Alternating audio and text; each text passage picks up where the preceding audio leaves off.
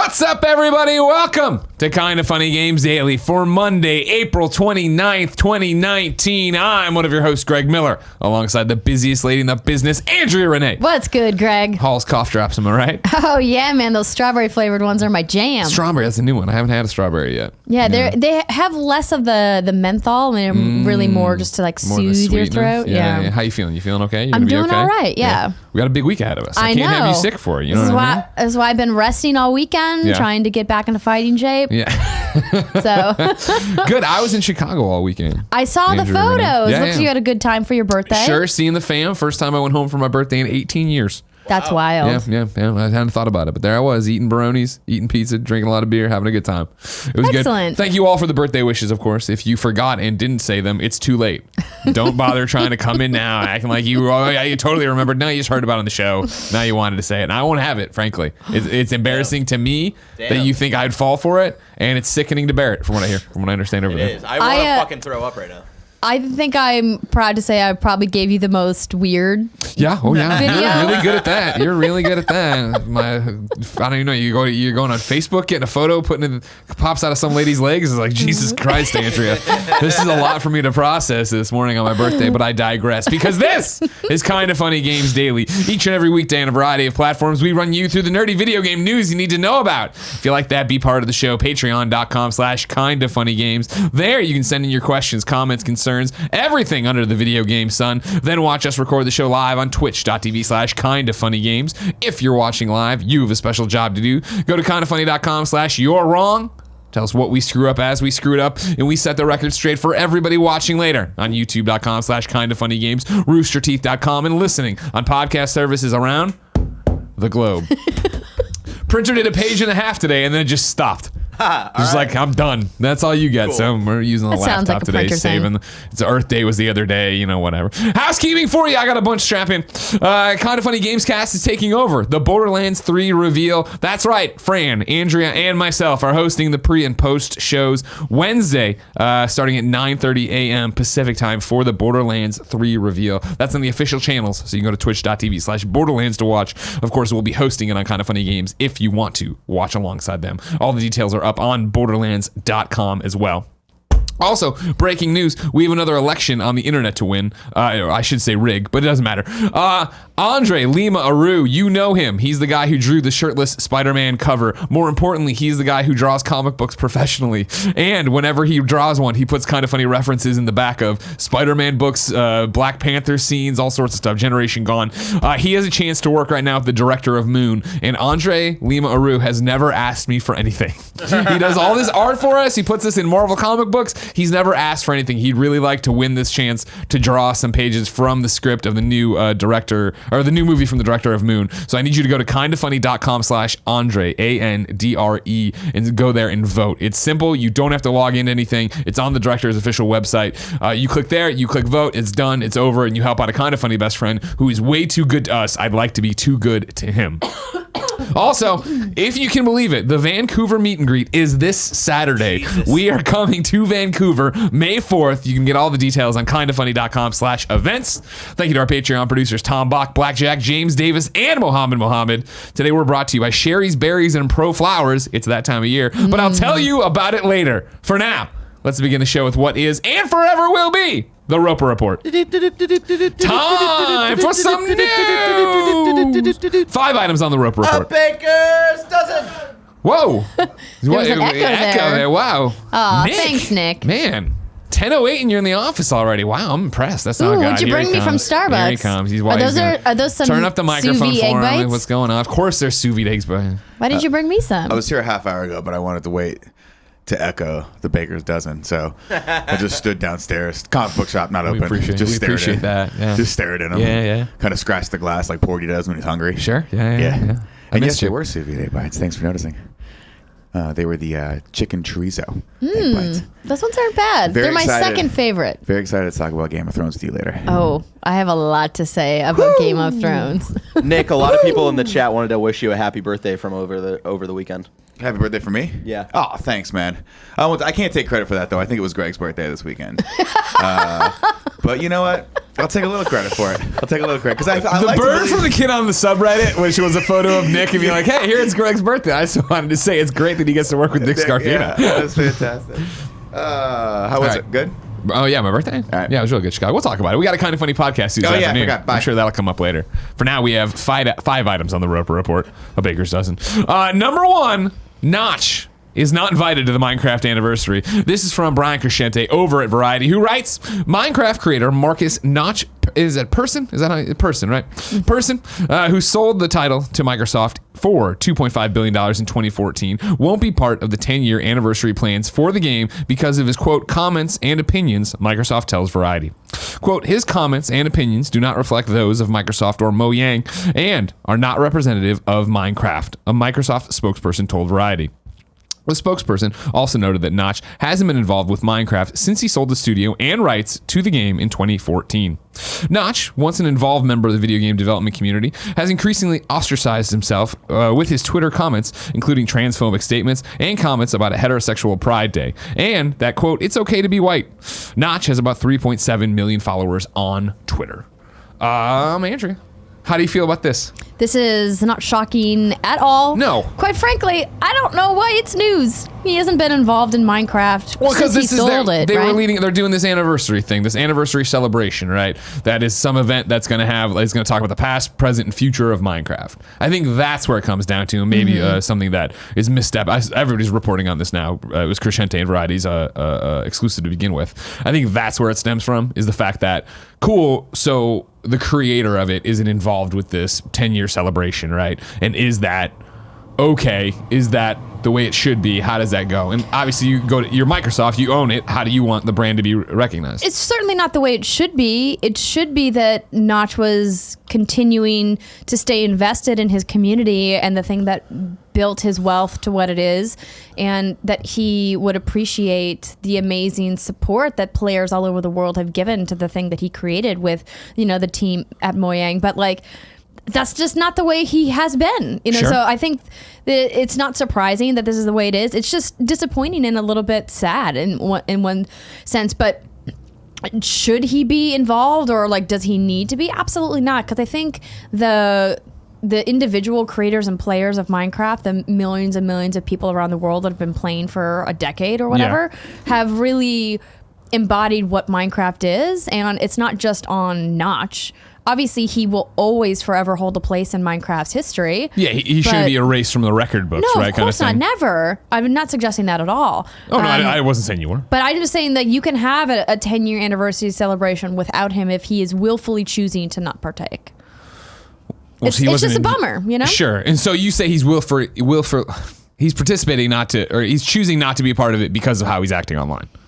I imagine that he just doesn't want to be. He just doesn't want to be there. He doesn't do public speaking engagements. He doesn't do autograph sessions. He doesn't do con appearances or panels or literally anything. He stays out of the public spotlight. Sure, but I think the story here is that Microsoft's won't even have him. That's what's happening, right? Is that let me reread it, right? Notch sold the title, won't be part of the 10-year anniversary plans for the game. Is that what you're getting from that statement? Yeah, because of his comments and opinions. Quote, his comments and opinions do not reflect those of Microsoft or Mojang and are not representative of Minecraft. So you think they're actively the story here is saying Minecraft GTFO. is saying you're not allowed, we're not inviting him, he's not part of this. Similar to how they made headlines a couple weeks ago, maybe even months ago now, but where one of the loading screens it got updated to take out a reference to him, because they always have the funny little things when you load up Minecraft. I don't know if that's a fair extrapolation to make. Really? I don't, because Microsoft is a gigantic global corporation. It's in their legal interest to say that their individual creators' comments and opinions don't reflect that of the company at large. Sure. I don't know if that is equal to them saying we don't want you here. I would honestly be pretty surprised if Notch expressed an interest in wanting to be involved and Microsoft said no thanks. That to me would be disappointing on Microsoft's part. Okay. Because what I'm getting from this is the lead for Brendan Sinclair over Games Industry Up is Microsoft is continuing to distance itself from Notch, the Minecraft creator who sold the franchise. Variety has received confirmation from Microsoft that it won't involve Notch at a Mojang event in May intended to mark the game's 10th anniversary. So if I'm reverse engineering this correctly, the way I see it is that the thing got announced 10th anniversary. Brian reached out to them, was like, hey, I didn't see Notch on this, and they're like, we're not working with Notch. We won't his comments and opinions do not reflect those of Microsoft or Mojang and are not representative of Minecraft. It's it's PR speak. I wish they would it said he's a loose cannon. He says all this crazy fucking shit. I wish they would just come out and say we will no longer be working with Notch instead of this PR speak of his comments and opinions do not reflect those of Microsoft. Obviously they don't. They make that disclaimer for anybody that speaks on behalf of Microsoft, unless they're intentionally a representative of Microsoft from the communications team, right? Right. I think they got out of their way in the Crescente piece to say that again, right? The spokesperson also noted that Notch hasn't been involved with Minecraft since he sold the studio and the rights to the game in 2014. Yeah, I think that's what it is. I mean, I think that's what it's just coming back to, is that Microsoft's very clear that Notch is not a part of this, and in this point, it's doing that as well. It's just weird this time around because it's the 10th anniversary. You're doing this event celebrating the past of it. Are you going to have the creator there? No, we're not, because he says weird ass, horrible, mean shit on Twitter all the time. I'll just take it back. I mean, not to say that that's not true, because he does say some really wacky stuff.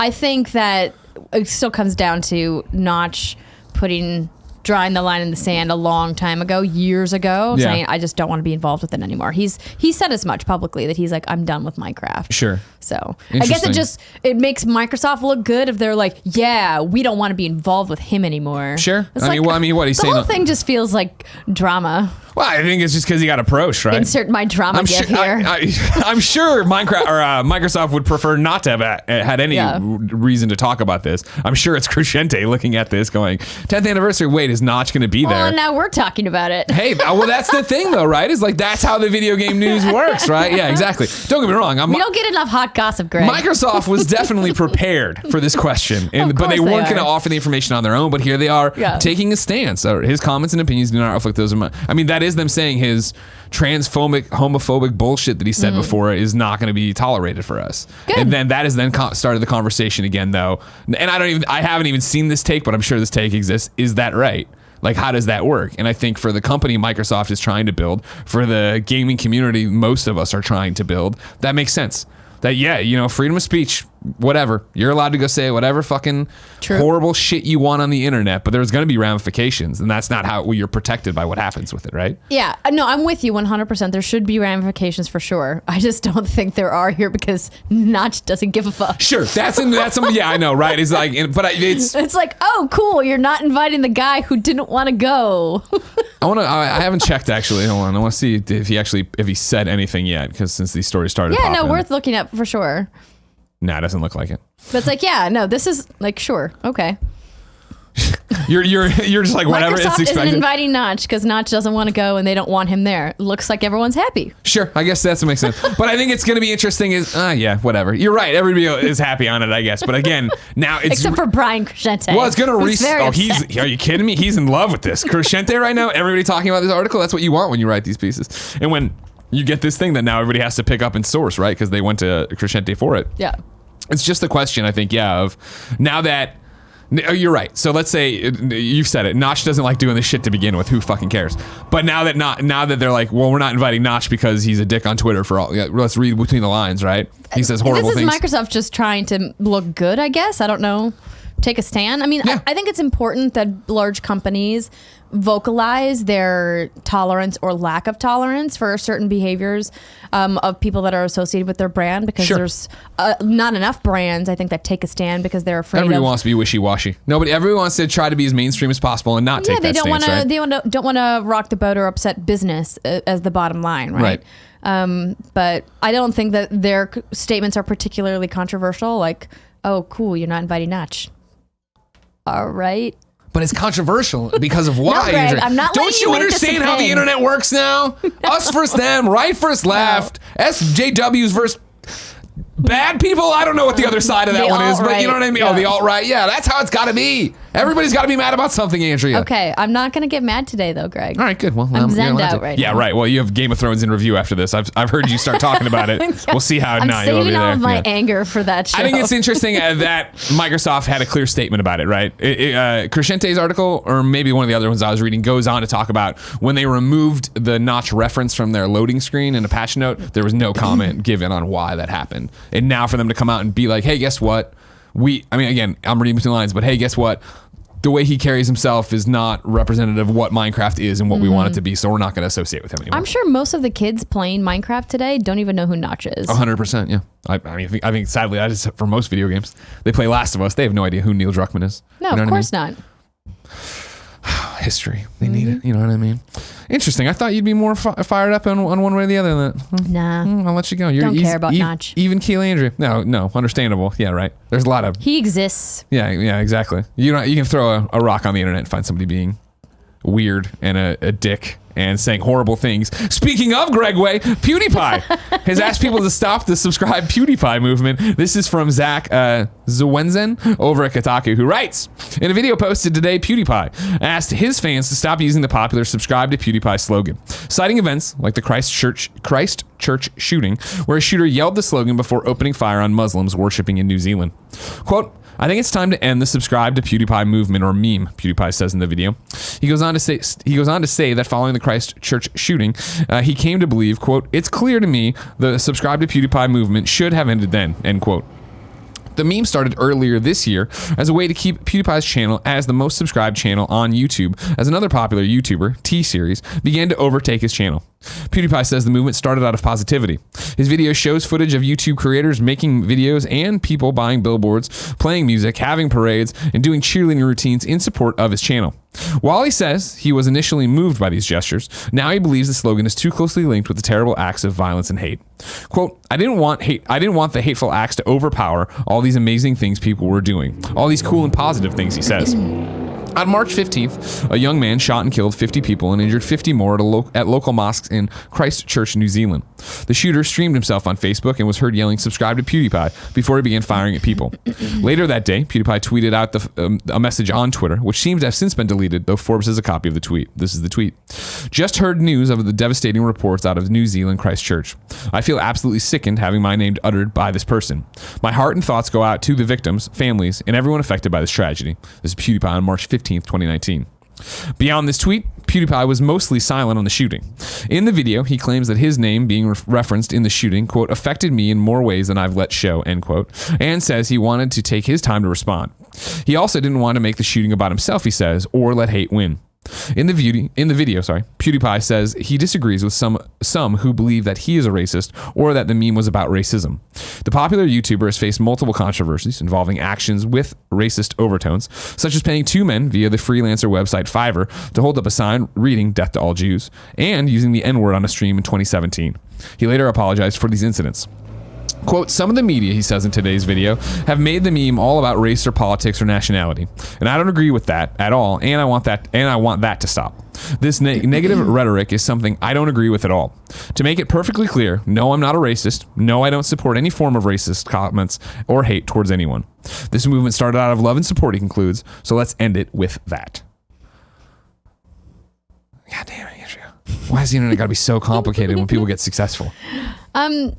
Because everybody wants to be part of the zeitgeist, right? I'm glad that he made a public statement about it, because the movement has clearly devolved into something that's centered around harassment and hate instead of what he says, love and support. Yeah. And that's generally what happens when you have a community as large as PewDiePie's, is that, you know, it kind of takes on a mind of its own and the creator can no longer control it. Yeah. And clearly it was taken out of context a long time ago. So this statement is overdue, but Yeah. I'm glad that he at least made it and recognized it. I don't know if you can put that genie back in the bottle though. No, you can't. I mean, once they start, right, you can't. I'm looking.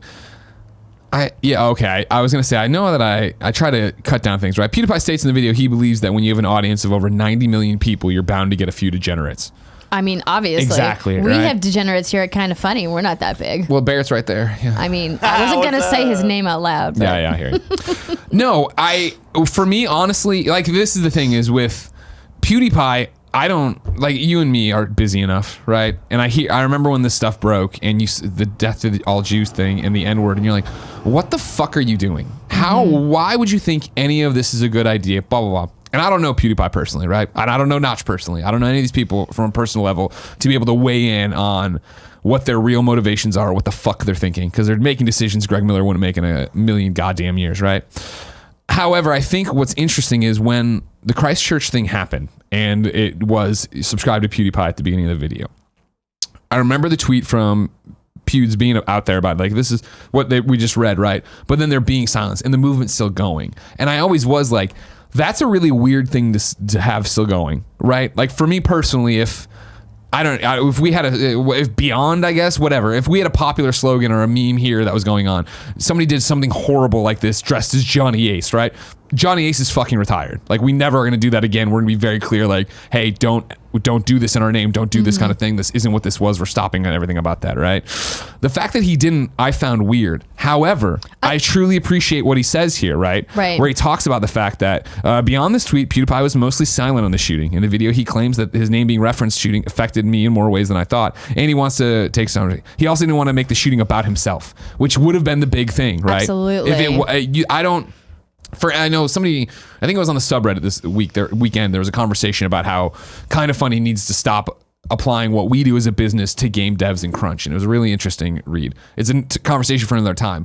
But I think that's so normal for me to try to take these things and wrestle with them and apply how we would do it. We don't have 90 million people watching Kind of Funny games daily, right? I don't have that kind of reach where it is getting outside of, of course there's people in the Kind of Funny community that aren't best friends, that are assholes in comments, that totally are not what we want, and I preferred they weren't part of the conversation or the thing. We do hide user from channel. I still don't think hide user from channel it works the way you think it does. But anyways, moving on. Ban hammer. Yes, I'm down with you, Andrea. Ban assholes. Okay, good. I don't mind people who are critical. I don't agree with Greg's Days Gone review because X, Y, and Z. That's fine. Greg Miller is a blah, blah, blah, bleep, bleep, bleep. That's a different conversation. Get out. Anyways, though, to have 90 million people right out there, like he's saying, and if it would have, he makes a great point that I never would have wrestled with. That for me, like I just mentioned, if somebody did something like this in his image, right, we would be so in front of it and so on top of it and blah, blah, blah. That happening would never be like this. Like we're not nearly big enough where if somebody dressed like Johnny Ace, they would do something like. There's so many different wrinkles to this conversation that, if he would have on March 15th been like, or March 16th, been like following up on this, no more of this, no more of that, blah, blah, blah, blah. That would have been the headline rather than these people who lost their lives in a tragic event that shouldn't have happened and is outrageous that happened, fueled by hate and bigotry, right? And so, maybe he let it cook longer than I would. Maybe these different things would. Still, props to him for making this video right now and getting out there and saying it. And again, I don't know his content. I don't know him as a person. I don't know any other stuff outside of what you do here when I sit there and go, what the fuck are you thinking? Like, why would you do that? But that seems to be everybody on the internet every often, right? Even when you, even trying to, again, I'm not somebody who keeps up with what Notch does. So going through and putting into Google today, why do people hate Notch? Because all the articles, for the most part, have just been like this, right? Of like, including transphobic statements and comments about heterosexual pride day and it's okay to be white, right? What? Like, I don't even understand that enough. Can you give me more? Is he making these statements? Is it blah, blah, blah? And then you read the things and it is it's completely out of context. I mean, we don't need to analyze, not just tweets right now, but I think it's unfortunate that someone who's as much in the limelight as PewDiePie gets crucified for his mistakes as publicly as he does. And like there's an argument to be made, of course, that he's got a responsibility because of his audience, because so much of his audience are young kids that are very impressionable and very much influenced by the things that he says. And so he really should be thoughtful, but the style of content he doesn't lend itself to that a lot of time. I mean, there are plenty of times when you and I are doing a show where we'll say something and we're like, man, we didn't really think that through before we said it. And then you reflect on it and you're like, I would actually have said it differently. And the stakes are obviously, as you mentioned, much lower for us, but they're so high for him. So if he missteps, like the world is watching him make a mistake. It's this idea of like the internet lynch mob and forgetting that we're all humans and we all make mistakes. The idea of like, you can use whatever euphemism you want, like about glass houses or throwing stones or whatever that you want. It's like, But he, like has been a target of so much stuff. So I think it's a good call that he stepped away after what happened. Yeah. And gave it some time to like settle and gave people time to process their grief and process their feelings on it before he said anything. And hopefully he can come back from this, because I think that he does a lot of great work. Well, I mean, raises a lot of money for charities. And that's my biggest thing about it. That's my biggest thing about it, if I can cut you off, is just the fact that I don't keep up with on PewDiePie, period. Like, and I remember we've done the stories here where he said horrible things and we talk about it like, what is he doing? The fact that he has continued to be PewDiePie, that hasn't ended his career, hasn't. And I remember when he lost the Skybound show and like, scare PewDiePie, all this stuff. The fact that there is still an audience watching him, the fact I assume that, yeah, he is doing this, but important to this story, right? Again, what you were touched on, right? The fact that he says affected me in more ways than I've let show. We know that pretty well, right? Of like, we don't talk about all the things that'll hurt us or what we do or how we go home and you wrestle with what you did say or didn't say, blah, blah, blah, blah. I can't fathom if somebody was about to do a mass shooting in a video and was like, beyond or what, you know what I mean? Just mentions my name as in again, without context of what they're doing, why they're doing it, how it is. And then, yeah, to see that message hijacked and run away with in a different way. Like, all of these issues are so much more complicated than Twitter will allow it to be, than what I do. I do way too much, which is read the headline on a story I'm not that interested in, but not click in to read the story.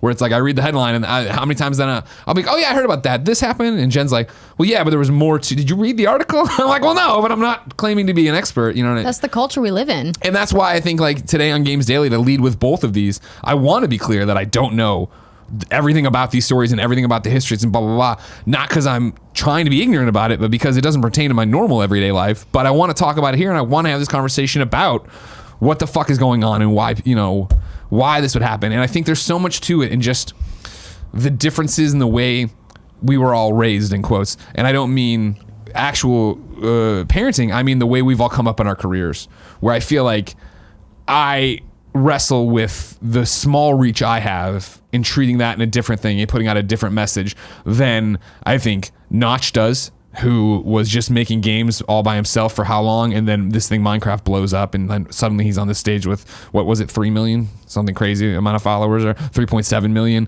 PewDiePie, who's making videos, and I don't know his background at all in terms of what he was doing before then. Was he preparing for this? Did he wrestle? Like, the amount of times we've reviewed games and talked about stuff. There's no preparing you for speaking to 90 million people. Yeah. Like, there's just not. So it's crazy as we continue to see our lives online unfold, expand, and what they all mean to it. Yeah, I think it's interesting that PewDiePie finally said something, and I think it's the right message to say. And I think more importantly, it's good to give context to why he did everything the way he did it. Mm-hmm. But I do feel for him in the way that it sounds like, and from what I understand from fellow creators and stuff that subscribe to PewDiePie, did start from a good place and a fun place and something stupid like we would do of a... Well, it started from a place where YouTube fans wanted YouTube to still celebrate the individual creator because T-Series is an Indian record label and film company. And so this is the channel that was, excuse me, trying to overtake him. Choked up about this one, don't worry. Strawberry Halls to the rescue. I know. It's not helping very much. And so there was a movement to say we want to support PewDiePie because he represents like the rags to riches story of what YouTube can do for a creator who's dedicated to their channel, who makes content consistently and delights an audience, versus like a film and record label, which clearly has way more resources than the average creator does. And so there was a movement to make sure he stays at the top because he represents what the heart of YouTube is and where YouTube came from. Whoa. Sirens are on our end, and they turn down literally right outside of the house. But it's over now because T-Series beat him. Corporations for the win, I guess. They got him in the end there? I'm looking at You're Wrong here, because again, since we're kind of like, we don't know much about it, I want to see what people have in terms of anything. Nanobiologist says, the only comment 4J made about the removing Notch from Minecraft splash screens was tweeted, quote, a small update to Minecraft console editions will be rolling out over the next few weeks to make some changes to the splash text. And that was when they removed it. Anonymous Moose says, if you ban assholes, then how will we poop? Thank you, Barrett. I think that was the dad joke he was going for. It's a little blue than a regular dad joke, but they wanted to get it in there, right? I appreciate it. Don't forget, You're Wrong is not for your opinions. Sure, but I like it on this one. And this one is specific. And not to mention that this doesn't stop people ever from doing this. So I'm just looking at here, right? Hey, Barrett, would you mind getting me a glass of water, please? Yeah, that's more context on it, I guess. Yeah. Fendi says, since Greg says he isn't very familiar with the PewDiePie, here's some insight to him saying the N-word on the incident. He says it on stream when someone kills him in game, seemingly by accident, and without thinking about it in the moment. He then realizes what he said and brushes it off, hoping no one heard it. Utterly inexcusable. There was comment. He talked about it after the fact, right? And again, don't get me wrong. It was a anyone whole in thing. anyone in any game ever could kill me, and I would never jump to the N-word.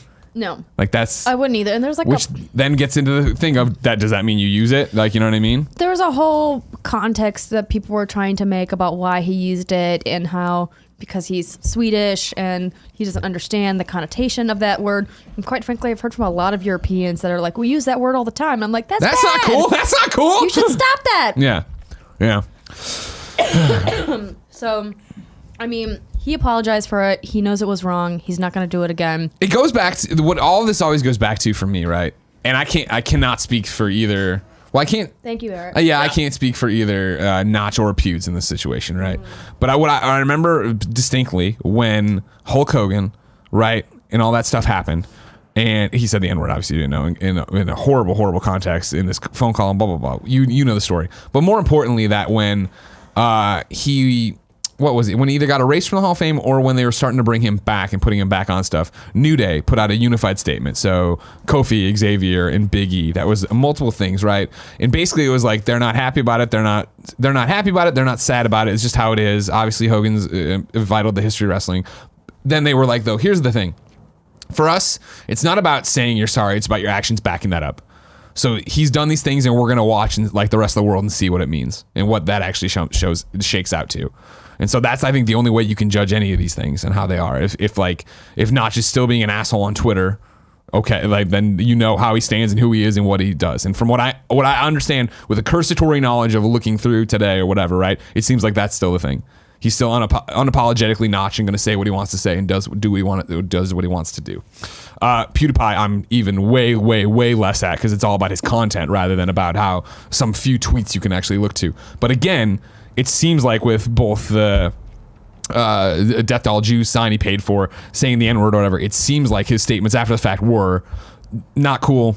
No, blah, blah, blah. Like, I shouldn't have done these things. And I'm not saying that forgives it at all, obviously. Again, Greg Miller in a million years would never do any of these fucking things. I think you're a crazy person to do it. But I also think that, and I guess I'm giving, you know how I am, I guess. I give everybody way too much rope, right? I want to believe in the best of everybody. I always go back to that if you took the Greg Miller who was making backyard wrestling videos with his friends and suddenly that Greg Miller got super popular on the internet and didn't work at IGN and didn't do this and didn't get the degree and didn't talk, like, I would have a much different persona, I'm sure, of how I would carry myself online. And it would be the things like I've talked about, you know, of like when I do overstep a line. And I just told this story recently, right, about you weren't on the show, but I pointed at you like you were. But about like when Steven from Able Gamers, the first time we ever talked is when I fucked up and I crossed a line and I made it seem like I was making fun of handicapped people rather than being a stupid wrestling heel, right? And I think that's, for me in particular, a line of a younger Greg Miller, a more brash Greg, maybe somebody who didn't have the life experience I had, would have been like, don't be so fucking sensitive. Clearly that's not what it was, blah, blah, blah. And I would have escalated the situation, right? Rather than an adult Greg who's gone through so many different things and met so many different fantastic people and understands what he's going for when he makes a reference. There would have been a different statement there, and that's what the statement it was. And so I like to imagine with both these people in both these instances we're talking about, that's what we're dealing with, and we might not be. I'm not versed enough because I don't have time to watch our own YouTube videos, let alone PewDiePie or watch whatever the fuck Notch is doing in his candy room. But as always, being an internet person these days is so fucking complicated, Andrea. Can we just play games and talk about games? We sure can, Greg. Let's talk about how PlayStation Now is doing then. Right. Over on gamesindustry.biz, Matthew Handrahan has this report. Downloaded games have quickly come to dominate PlayStation Now, proving twice as popular as stream titles on Sony's on-demand service. PlayStation Now launched as a streaming service in 2014, and Sony only added the option to download games from its catalog in September 2018. As Sony Chief Financial Officer Hiroki Totoki explained in a call with investors last week, the feature was added, quote, for users who want to enjoy gameplay without worrying about network connections. The move has proved to be decisive in terms of user retention and engagement. Totoki said, 7 months on from the feature being added, downloaded games receive double the amount of gameplay time compared to streamed titles. Microsoft chose the download model for its own on-demand service, Xbox Game Pass, and the fact that it has made such an immediate impact on PlayStation Now raises questions about the quality of experience a game streaming service can provide at present. It should be noted, of course, that Microsoft is also preparing to launch its own streaming service, with the first public test scheduled to take place over this year. Speaking to investors, Totoki said that PlayStation Now's audience has increased by around 40% each year since the service launched. At present, it has 700,000 subscribers, with subscription costs ranges from $19.99 for a single month to $99.99 for an entire year. Totoki also pointed out that the PlayStation Now catalog has 750 games, more than 3 times the amount of the next largest game subscription service. When asked, is cloud gaming a threat to Sony Interactive Entertainment, CEO Ken Yoshida said, quote, "I think there may be a threat, but we have to turn the threat into an opportunity." Dun dun dun dun. PlayStation 5, how will it handle streaming? What's going to happen? Nobody knows. Andrea! Yes, Fran. Just more interesting stats. Again, I know we've talked about on the show before that we don't use PlayStation Now. I really don't use Xbox Game Pass except for like below. But I know we talk about Game Pass and how Microsoft is building this foundation, and I'm so excited for them, and they're so pro gamer first. PlayStation Now clearly doing really well, and clearly making the moves that people want to see from it, as you talk about the fact that it's doubled. It's all the twice as popular for downloads, which were just added there, more than 700,000 users. Impressive numbers all around. It'll be interesting to see how this service evolves, because I really do feel when they want to, and you assume if they want to, it'll be a PlayStation 5 reveal, but when they are like, cool, day and date first party games are also available on this, or something to that effect, that's when it will really get crazy. Yeah, I'm not sure they're ever going to adopt that model. Yeah. We obviously don't know how successful it's been for Microsoft because they haven't released a AAA title. Yeah. Well, I guess Forza Horizon is like the one example of a game that's come to Game Pass, but I wouldn't call Forza Horizon, like a tentpole for Microsoft. Sure. I think Gears 5 will probably be the true test to see how many people are going to buy Game Pass specifically for that game versus how many retail copies are sold. Sure. But I think that's always been my concern about a streaming or subscription service future is, are these publishers going to want to give up sales of individual units in favor of subscription models where undoubtedly they're going to make less money than they would if they sold the subscription service and the retail copies, right? And obviously, as PlayStation shows here with these numbers, that's how they're able to live and survive right now, and great. And obviously, the fact that first-party Xbox games are on Game Pass is because Xbox is trying to sell you Game Pass and trying to catch up and trying to look like the best place for deals, let alone the game. And so, yeah, will PlayStation need to do that ever? I don't know. Will they ever need to figure out a way to... There's got to be some messaging packaging you have to repackage PlayStation Now at some point to be brand new and the hot new thing. And I don't know how to do that because I'm not smart and I didn't go to business school. You're not a marketing guy? I'm not a marketing guy, as everybody knows, clearly by the numbers of Kind of Funny subscribers. I think it could be beneficial for them if they gave people a discount, a deeper discount than they get for being a PlayStation Plus member. Sure. Like if they got 30, 40, 50% off. Yeah. Day one AAA title if they had a PlayStation Now subscription. Yeah. I think that would be enticing to people.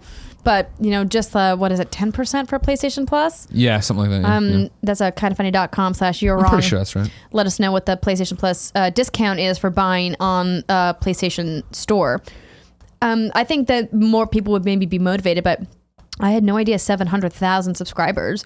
That's really interesting. Even if we extrapolate and say everybody has the year subscription, I mean, that's $700 million in revenue per year. Yeah. That ain't nothing to shake a stick at. No, so it's going to be interesting how they evolve it and what happens with the next generation of it. Because, yeah, I think PlayStation Now doing incredibly well and very strong, but will it be a real cornerstone for them publicly going forward with PlayStation 5 or whatever they want to do? Because I feel like right now it is one of those things you have to be in the know about. Whereas they're not beating you over the head with it. Well, right? I think they haven't overcome the rocky start that PlayStation Now had because clearly the service is leaps and bounds better today than it was when it first launched. But there's a lot of people that maybe haven't gone to revisit it since they've added these new features, the ability to download, etc. Yeah. Or seeing how they've expanded the library. So maybe they just need to do a big marketing push. Yeah, exactly. Speaking of big pushes, Gregway, Anno 1800 is killing it. This is Dustin Bailey over at PC Games. Anno 1800 is now the fastest selling game in the series, according to Ubisoft, and it's quadrupled the launch week sales of Anno 2205, achieved back in 2015. The latest game in the city building series has had a strange road to release, thanks to semi-exclusivity on the Epic Games Store. You can no longer purchase Anno 1800 on Steam, as it's now exclusively sold through Ubisoft's own Uplay launcher and the Epic Store. However, pre-orders for the game remained on Steam, remained live until launch, and those orders were all honored with the Steam version of the title. It seems plenty of players were eager to take advantage of that opportunity. Anno's 1800's concurrent player counts on Steam peaked at a little over 25,000 on launch day, according to Steam charts. The previous title, Anno 2205, reached about 7,400 peak concurrents on day one. We don't have data on how many people are playing through Epic's launcher or Uplay, but it's safe to say that it had a significant number on those early game through Steam. That was a broken sentence, but it don't matter.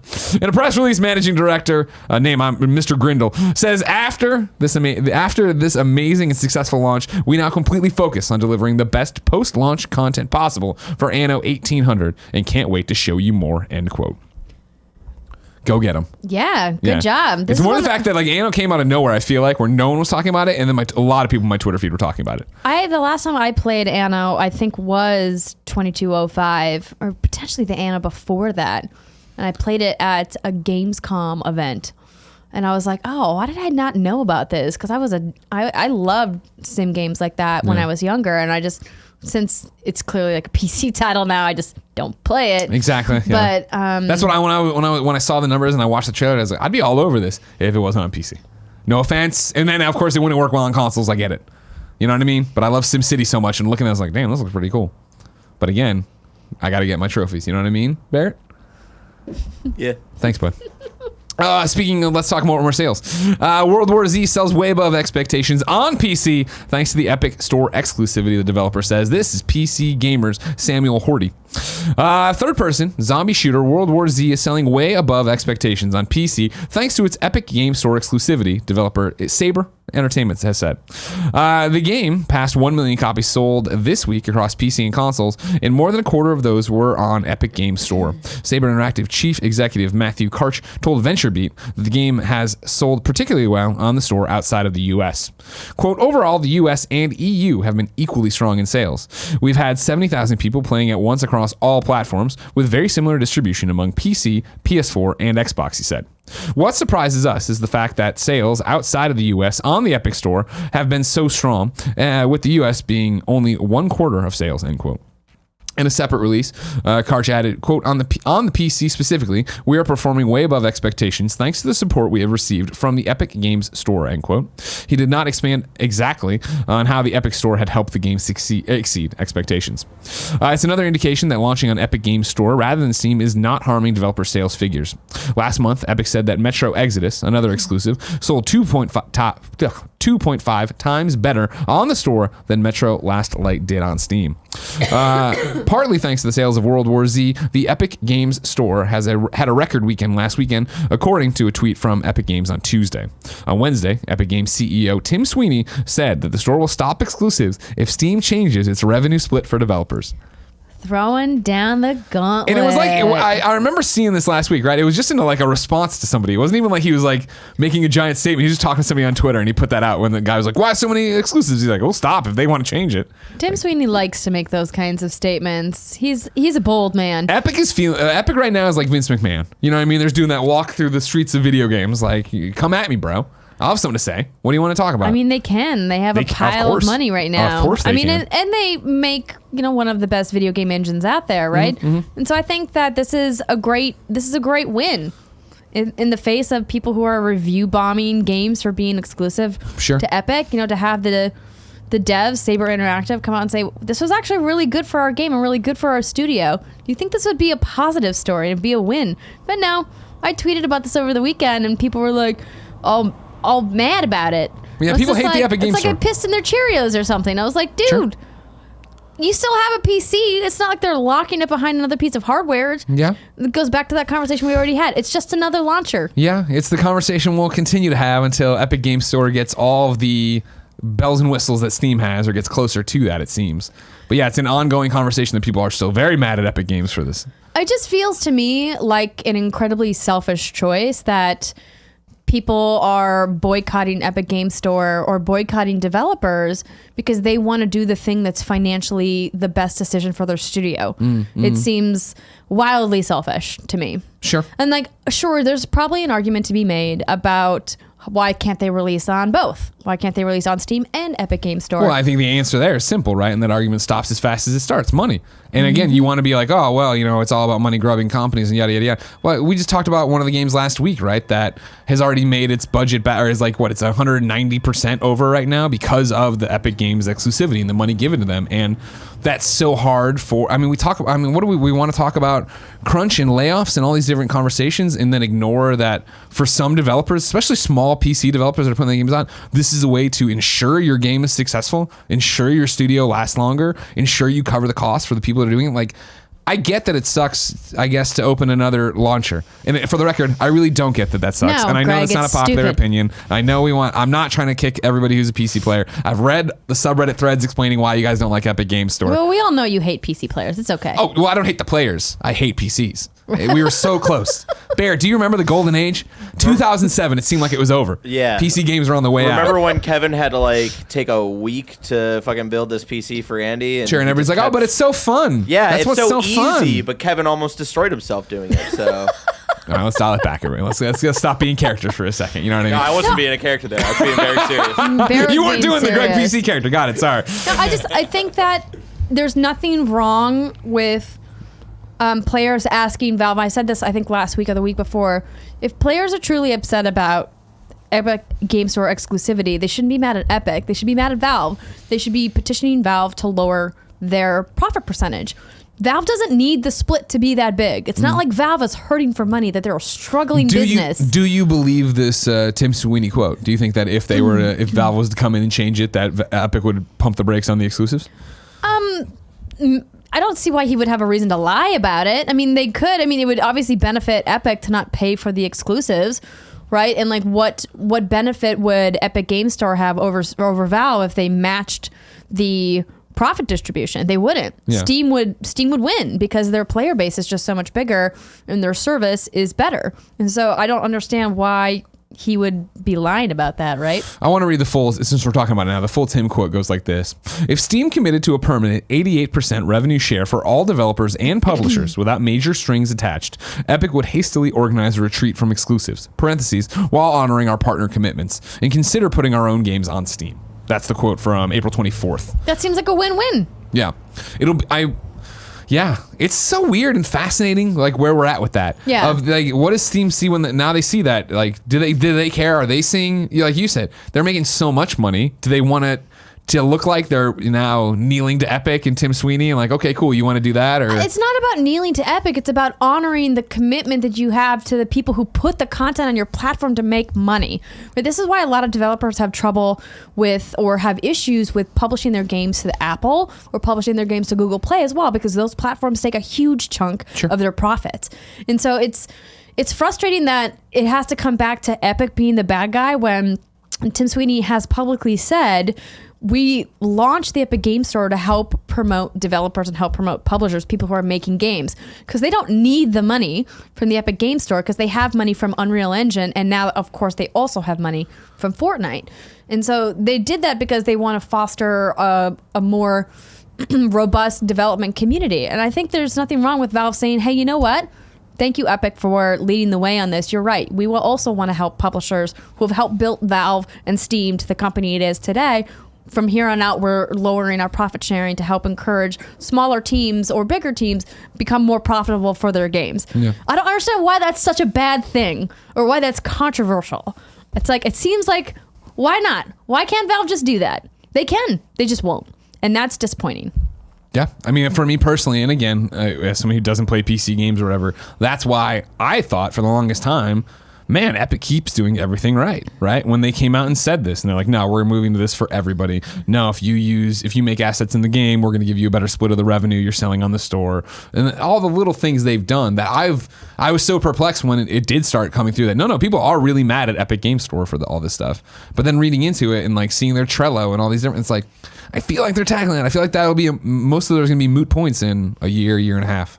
But, yeah, I mean, I'm sure they will. People, just like we say all the time, people just want a reason to be upset. And they hate change. Change is always difficult. You do like having all your games installing down. one more thing on your desktop is such a terrible thing to do. It is. We're in the painful. It's one more fucking icon. We're in that you can painful deal with it. growing pains, though, right? With like dangerous driving, right? Being a markedly worse experience on the Epic Game Store because there are no online leaderboards, stuff like that to get attached to because they don't have that infrastructure yet. And I'm like, technically, it's not implemented in the game yet, but. Well, that was the problem, though, right? Of whatever you're saying, since it's on consoles, you can see your friend's stuff, but over here you can't. Is what you're not talking about online play. You're just correct. Okay. It's the Maybe fact I that got there's confused. no leaderboards on Epic Game Store. There's no Gotcha. infrastructure for that thing. So on dangerous driving, a smaller smaller experience feels even smaller because you can't like go, oh, Andrea set this time. I want to try to beat her time.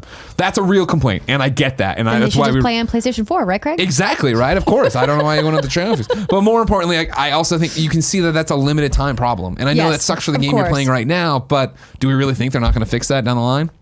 I don't know, Andrew. I don't know anything anymore. Today's whole show, a well, what the hell kind of show. You know what I mean? Nothing's going the way we want it to. Isn't that right, Barrett? Yeah. But you are wearing this Epic Portillo shirt. I am wearing my Epic Portillo shirt today. Hell yeah, you I put it are. on and I looked at Jen. I'm like, how do I look? She's like, I hate that shirt. And I was like, too bad, babe. I love it. I think it's because it's got the high collar. That's why she doesn't like it? It looks, I think there's just too much going like on. It's flirting with being like a mock I look like I'm a turtleneck, screen. but it's not quite. I look like it's a screen cap of like the opening of Saved by the Bell. Like there's all that stuff going on. Like the For flamingo goes people who by. are listening, it's got a little hamburger, a piece of the iconic chocolate cake. That's right. French fries. Yep. Is that a salad? Yeah. Well, of Why course is they're there trying a salad because they on want you there? to think. They're trying to market this thing as Healthy not just. Yeah, exactly.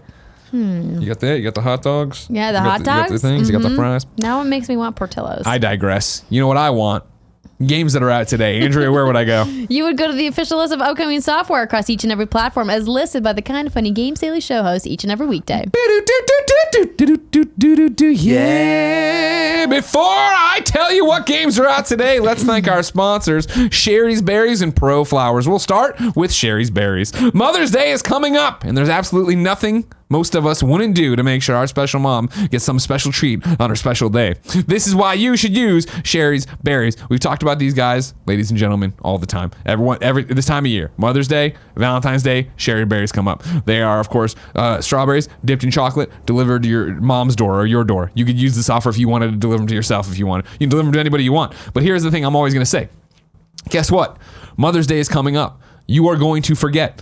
You are going to scramble at the last second to buy something. Why not pull your school bus over right now? Tell the kids, you know what? I'll get back to you in a second. This podcast I'm listening to wants me to do this. Now you just go to the website, you buy the thing, and it's done. Sherry's Berries has a special Mother's Day berries designed with mom in mind. They're topped with chocolate chips, pink shimmers, sugar, and swizzles. I ate the one with the pink shimmers. It was really good.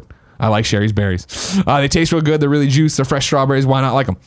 You choose your delivery date to ensure mom gets her gift of Sherry's Berries exactly when you want her to, and your satisfaction is always guaranteed. Don't wait until the last minute for this one.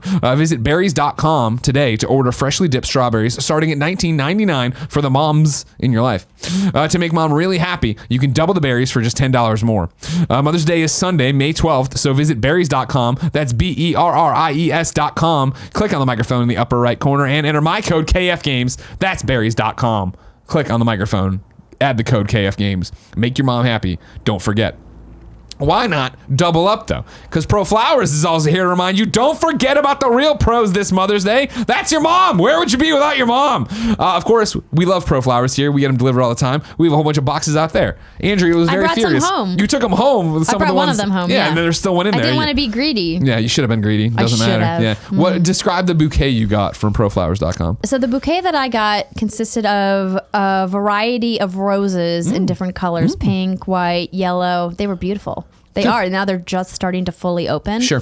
Love roses. Yeah, if you didn't know, they get delivered to you in this long box. You open it up. It looks a little bit like the box from Terminator 2, if you remember. When Arnold Schwarzenegger had the box of roses he's and got open the it up. roses and he's got the shotgun. Yeah. These don't come with a shotgun. They Thank just come with great goodness. flowers for your mom. ProFlowers lets you choose from a variety of bouquets and unique vases that suit every mom's style. Then simply select the delivery date you want. ProFlowers carefully packages your flowers and delivers them fresh from the farm. And express delivery means the flowers stay fresh. Right now, you can get 1 dozen assorted roses for $20. Double the roses and get a premium vase for just $9.99 more. Visit ProFlowers.com. Click on the microphone in the upper right corner and enter my code KFGames, all one word. That's ProFlowers.com. Click on the microphone code KFGames. Mother's Day is May 12th, so don't wait. Order like a pro and get this amazing rose deal today to thank all the moms in your life.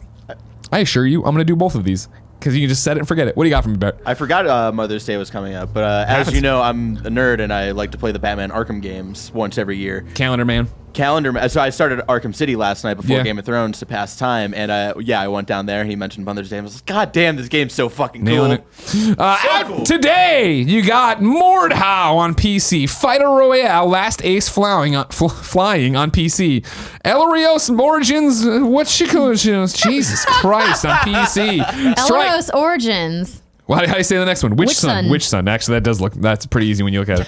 Strike Solitaire on PC. Metro Simulator 2019 on platforms. It doesn't say where. Bax PC. Flan BC. Flan? Flan. Like flan? Who cares? It's Bax followed by Flan. They are not trying on names anymore. Mordhau.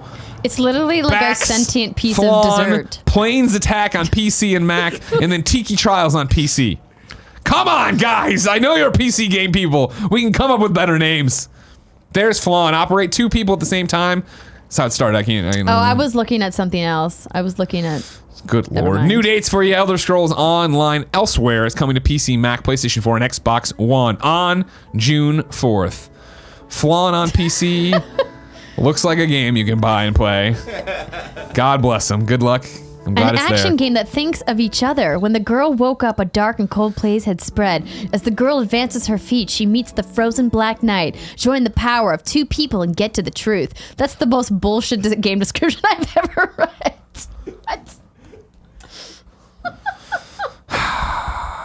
You know? Greg, Yeah. I know. what's even happening? Yeah. I don't know anymore. It's time for reader mail. Of course, patreon.com/kindafunnygames if you want to be part of the show. We've had a serious show, so I'm looking for maybe lighten the mood questions before we get into You're Wrong, because I got some other stuff in there, people. Here, this isn't a question. I like this one. Alec Bobko wrote in to patreon.com/kindafunnygames and said, not necessarily a question. I just wanted to write in about how smooth of an experience I had with GameStop's guaranteed to love it return policy. I picked up Days Gone Thursday night at their 9 p.m. launch. They told everyone that they could return it up until Saturday at 9 p.m. for full trading credit only if they had the receipt because it had a special code to get you that full value. I played a few hours on Friday, and to keep it short, the game just wasn't for me. I took it back to GameStop that afternoon, and they gave me the full trade-in credit, no questions asked. I then put that $60 towards Super Deluxe Edition of Borderlands. Can't wait for the gameplay reveal on Wednesday. Also, you just get the $59.99 back and not any taxes that you may have paid on it. Great. This is one of the questions people had when they announced this, of how good it would actually be and how it would actually work. I'm glad that it's working out well. Interesting title to start with, Days Gone. Yeah. I mean, I'm confused about how the tax policy works, but maybe that's like a state to state thing. Yeah, And probably. The disclaimer is like, listen, like it's I too think difficult to refund you the just get taxes. sticker price. Yeah. Good for them, though. Go get them. Thomas has this one. Riddle me this.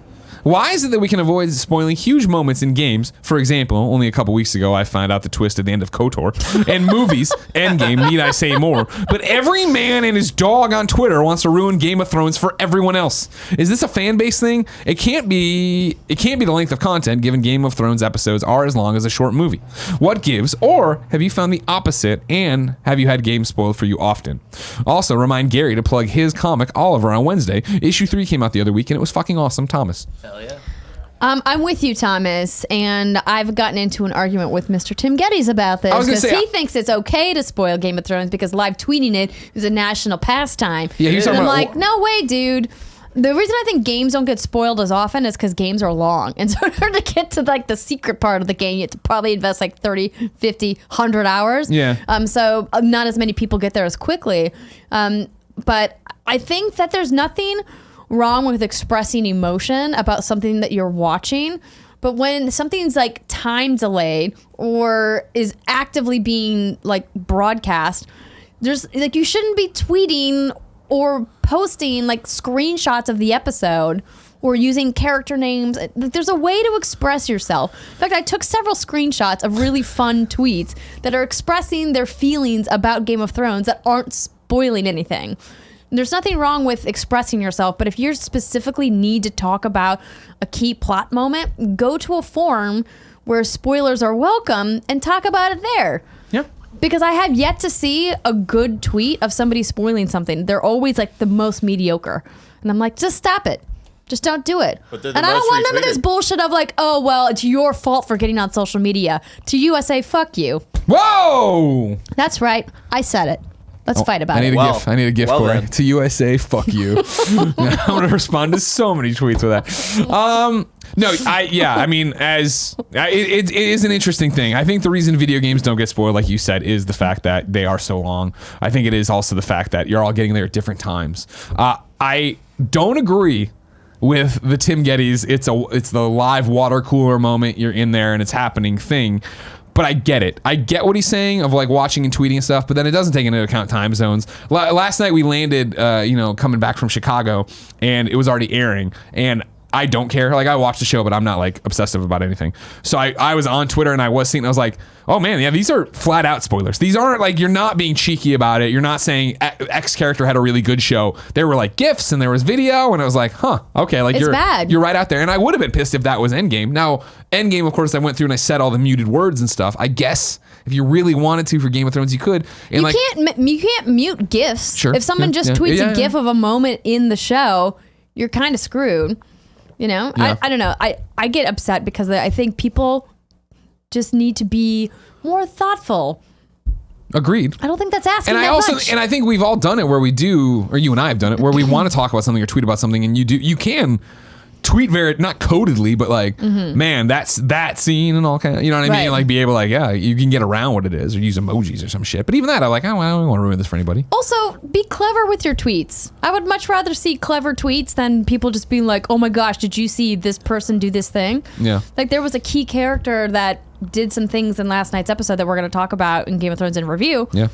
That people were like openly talking about right away. And I'm like, you even just mentioning that character is a spoiler in You and give of away itself. the tease of what it was, right? And I think that was what I was seeing based on what I know exactly what you're talking about. The more clever links are off to this or over to go to Reddit where they have the spoiler threads that you can go into and talk to everybody. Yeah, there's spoiler threads on Reddit, on Facebook, on Discord. There are plenty of places to go and like have that water cooler moment. Twitter is not the place. This is why I'm so thankful there wasn't, a booming Twitter when Smallville was going. You know what I mean? Because I didn't want anybody to ruin this for me. You know what I mean, Barrett? I didn't need it.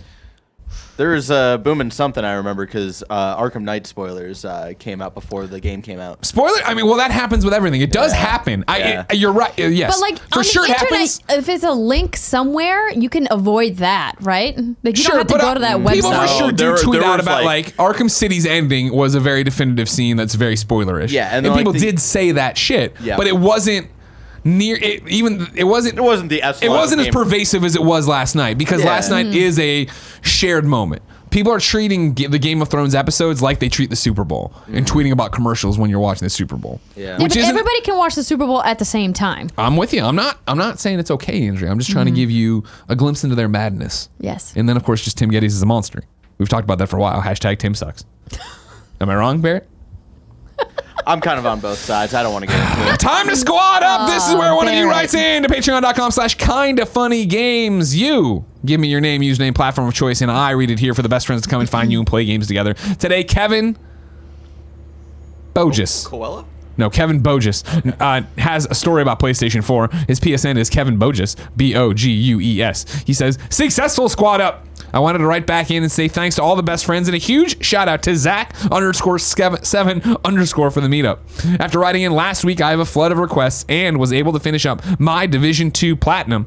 If you're ever looking to meet up and play some games, Squad Up is your go-to destination. Of course, Kevin found love here in the Division 2 and his meetup, which I don't really remember. If you're ever going to write in with a Squad Up success story, keep in mind I don't memorize all the Squad Ups. I need more information than that. But I'm glad it all worked out, and I'm glad also if you were watching closely while I did that, that was the most spit I've ever spit while talking. Just everywhere.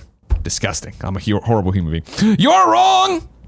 This is where you, watching live on Twitch, go to kindoffunny.com/you're-wrong and tell me what we screw up as we screw it up. Today, I'm going more lenient with them because the today thing was like this notch, this Mr. PewDiePie Miller. thing. I want your opinions on it. We have more of them. The Webent. What did I say? The Webent says, I don't judge people on one mistake. I judge them on a pattern of behavior. Both Notch and PewDiePie have shown a repeated pattern of being offensive, backpedaling and calling out critics that were offended. Both good and shitty people fuck up, but shitty people don't learn from their mistakes. Well said. And I can't speak to the Notch PewDiePie angle of it. Again, I hear them in the thing fucking it up, but we talked about that already. I'm letting you have the floor. You've already heard me ramble. Kebab says the exact discount you get on items via PlayStation Plus varies from item to item. Greg, I have a breaking news story. Thank you to the chat who brought it up. I think this is from Waypoint. League of Legends studio faces employee walkout. I think this is Riot Games are planning a walkout. When?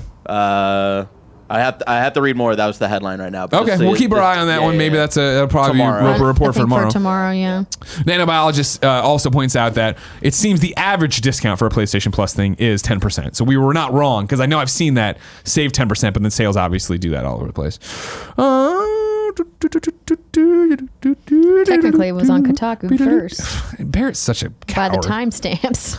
I saw this but didn't get a chance to watch it today. Foley1993 says, Jim Sterling just put out a Jimquisition talking about this Epic thing and made a few good points.